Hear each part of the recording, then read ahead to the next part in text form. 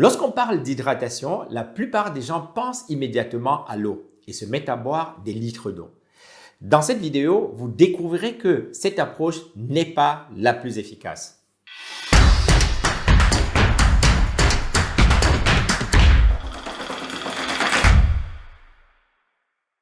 Bonjour à tous et bienvenue sur la chaîne Le Vitalisme dédiée à la santé naturelle.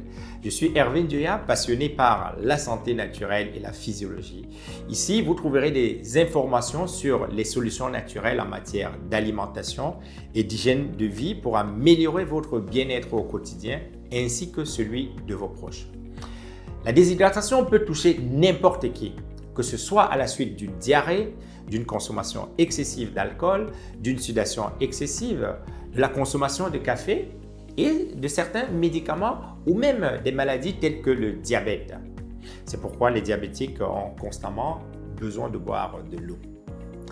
Étant donné que notre corps est composé en moyenne de plus de 60% d'eau, la déshydratation survient généralement lorsque les pertes excessives d'eau dans l'organisme ne sont pas compensées.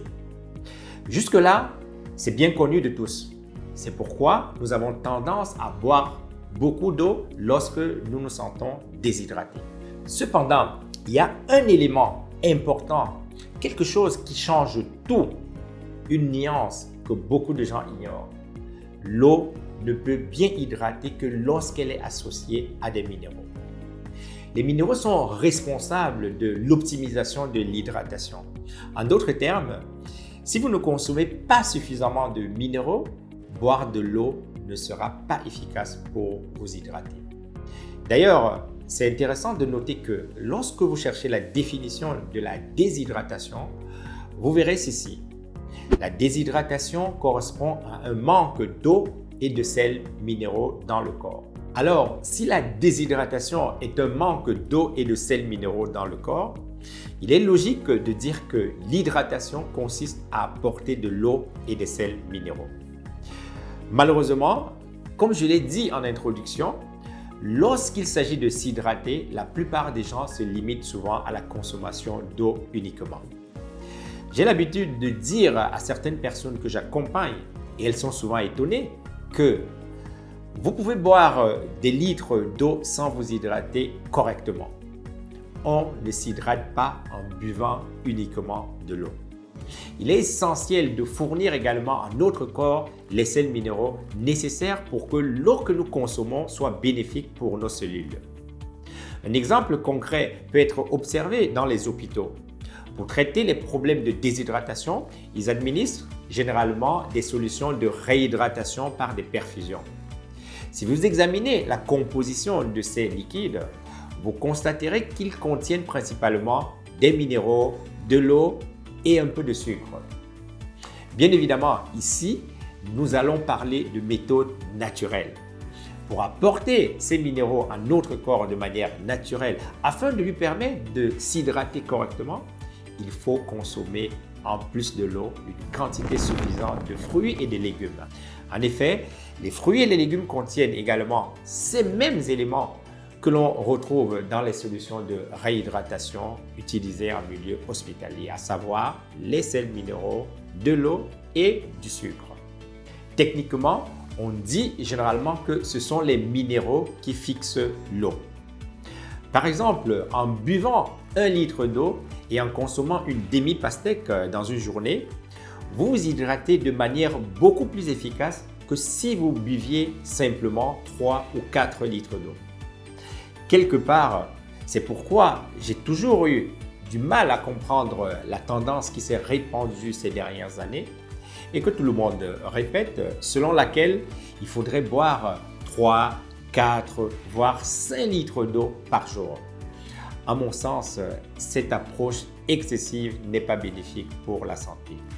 Les besoins en eau de chaque individu sont spécifiques et peuvent dépendre de son mode de vie, des aliments consommés, de son activité physique et d'autres liquides qu'il consomme tout au long de la journée. L'une des fonctions essentielles de l'eau est d'éliminer les déchets de notre corps. Lorsque l'eau joue ce rôle d'élimination, nos urines sont légèrement colorées. En revanche, ces personnes qui boivent excessivement de l'eau, leurs urines ne sont pas souvent colorées. Elles sont toujours très claires. Logiquement, si les urines sont autant claires, cela signifie que les reins ne filtrent pas grand-chose. Et finalement, ils travaillent inutilement. Cela entraîne une perte d'énergie et à long terme, cela peut générer une certaine fatigue rénale. Or, le principe même du vitalisme est de gagner en énergie pour augmenter en vitalité. Il est important de boire suffisamment d'eau, mais en boire trop en suivant simplement une règle générale sans tenir en compte des particularités de chacun peut être préjudiciable pour votre santé. En résumé, lorsque vous souhaitez vous hydrater efficacement en cas de crampe par exemple, après avoir consommé des aliments déshydratants, tout simplement pour compenser une perte d'eau due à une activité physique, ne vous limitez pas à la consommation d'eau uniquement. Consommez également une quantité importante de fruits et de légumes. Cela peut être une demi-pastèque ou un jus naturel de fruits et de légumes. Pour ceux qui sont intéressés, je vous mettrai en description de la vidéo un lien de téléchargement gratuit de mon PDF contenant des recettes de jus, de légumes et de fruits. Merci d'avoir regardé cette vidéo. N'hésitez pas à vous abonner et à partager ce contenu qui peut aider et même sauver des vies car malheureusement, des décès dus à la déshydratation surviennent encore. À très bientôt.